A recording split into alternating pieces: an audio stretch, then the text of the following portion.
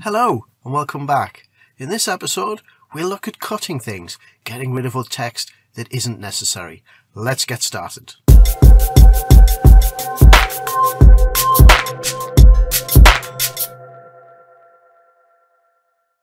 Okay, we're here in the writing studio, we're looking back at the earlier draft and we're thinking, what don't we need? This is really important, and it's one of the things that students often find the hardest is after they've spent time writing something and getting it so that they really like it, they find it hard to cut it out and take it away.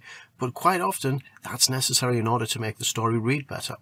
So I'm going to show you the part where Robert first arrives at King's Cross. We'll take a look at this.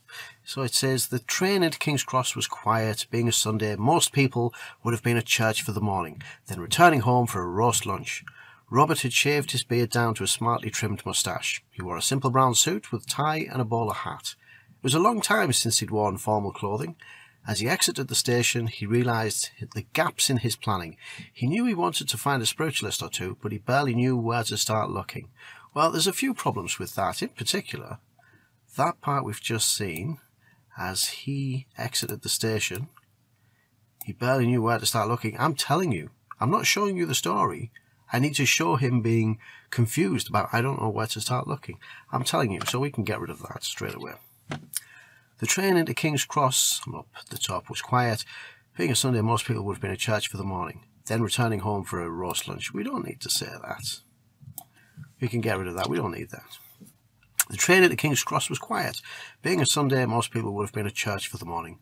Robert had shaved down his beard to a smartly trimmed moustache. Do we need trimmed? Probably not. To a smart moustache. He wore a simple brown suit with tie and a bowler hat. We don't need to say it was a long time since he'd been wearing formal clothing. I think we might need to say that he's outside the station. Outside the station, a boy walked past hitting a hoop with a stick. He watched people getting off the omnibus, the horse-drawn tram that helped commuters around the city. He saw people emerging from the staircase that descended to the new Metropolitan Railway, the underground electrical train system they were building beneath the streets of London. We really are entering the modern age, Robert mumbled to himself. Whilst the engineering miracles of London were bringing a sewage system and underground trains, above ground lurked the crimes of prostitution, thievery and murder that had become synonymous with London. He saw a newspaper kiosk, remarkable for being open on the Lord's Day. I guess it's true that London never really sleeps, he mused. Excuse me, sir, do you have a local paper, one with classifieds? Well, there's a lot of things I'm telling in there, so let's take a look at this. Outside the station, a boy walked past hitting a hoop with a stick. That was a traditional Victorian toy, so I'm going to keep that in. He watched people getting off the omnibus, the horse-drawn tram that helped commuters around the city. I like that too. That shows us the time. We kind of paint the picture. He saw people emerging from the staircase that descended to the new Metropolitan Railway, the underground electrical train system they were building beneath the streets of London. If it's an underground electrical train system, we know it's beneath the streets, so we can take that out. They were building. We really are entering the Robert age, Robert mused to himself. And then I start having a ramble. Whilst the engineering miracles of London were blah, blah, blah, we don't need that.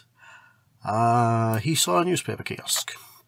Remarkable for being open on the Lord's Day. We don't need to say that. I guess it's true. London never asleep. Community. Don't need that. Right. Let's take that out. Let's read this back and just see how easily it flows. And you should see that it improves the story rather than takes things away. The train into King's Cross was quiet. Being a Sunday, most people would have been at church for the morning. Robert had shaved his beard down to a smart moustache. He wore a simple brown suit with tie and a bowler hat. Outside the station, a boy walked past hitting a hoop with a stick. He watched people getting off the omnibus, the horse-drawn tram that helped commuters around the city. He saw people emerging from the staircase that descended to the new Metropolitan Railway, the underground electrical train system they were building. We really are entering the Robert age, Robert mumbled to himself. He saw a newspaper kiosk. Excuse me, sir, do you have a local paper, one with classifieds? These two here, what are you looking for? Spiritualists? Mediums? Do they advertise in these? Better off with the Standard. You can see it flows so much better now. We don't stop and talk about the crime in London or anything. We need to show that or get rid of it. Everything that we write should either reveal something about the character or push the story forward. And if it doesn't do those things, cut it out, get rid of it.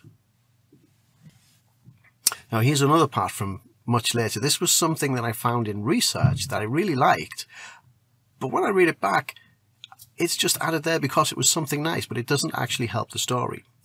They rode the horses back to Shaftholme and took a meal at a bistro by the station.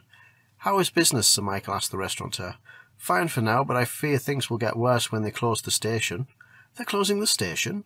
The man made a defeated smile. "Not closing it, we're being relegated. The East Coast line was made from 3 lines, and this section went from Shaftholme to Berwick. But now they've joined the lines to run to London to Edinburgh direct. They're laying new tracks between Doncaster and York as the new trunk line. So Shaftholme will become a branch line. Yes, I fear that once that happens, business will suffer." After lunch, they went out to buy supplies. So this is a minor character has a conversation with a restaurant owner who's there just to tell you about the history of the line. Absolute nonsense. It doesn't mean anything in relation to the story. It's a nice piece of history, but I'm not showing it, I'm not telling it, so everything there can come out. So they ride the horses back to Shaftholme. Let's do that. I took a meal at a bistro by the station. Let's see. Before going out to buy supplies.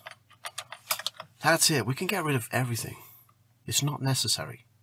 But sometimes this is one of the hardest things you'll do, is just to cut those things that seemed nice and you really liked them and you enjoyed writing about them, and then it comes a time when you need to cut and take them away.